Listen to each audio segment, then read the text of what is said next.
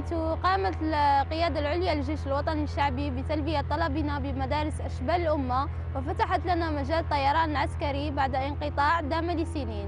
وبذلك نحن كطلبة ضباط طيارين في مختلف الاختصاصات نعتز بإعادة كتابة التاريخ بأسطر من ذهب، وأن نكون خير خلف لخير سلف للسليلات الأوائل اللواتي دائما سيبقون قدوتنا العليا.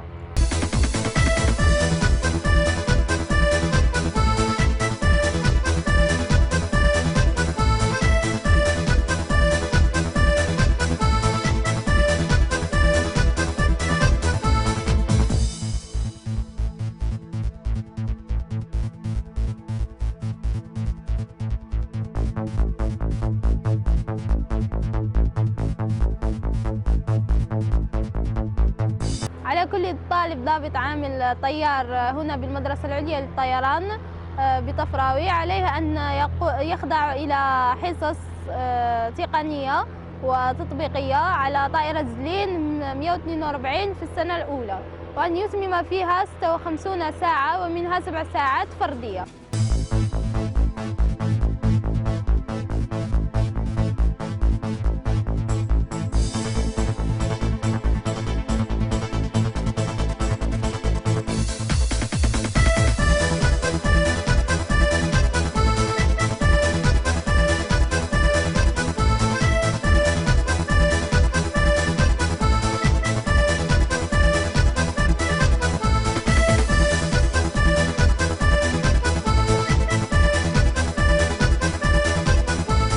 بعد الانتهاء من السنة الأولى يقوم الطالب بالانتقال إلى برنامج سنة ثانية، حيث يتم توجيه طلبة ضباط طيارون إلى طيار مطاردة، طيار نقل، وطيار حوامات. الحمد لله أن الله وفقني وقمت باختصاص طيار مطاردة. وبالنسبة لأول طلعة جوية قمت بها على متن طائرة ال-39، كانت أعظم طلعة جوية كطيار مطاردة قمت بها في حياتي.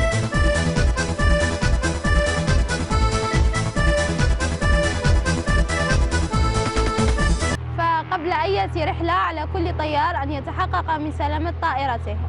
Donc il doit faire la vérification extérieure et intérieure de l'avion.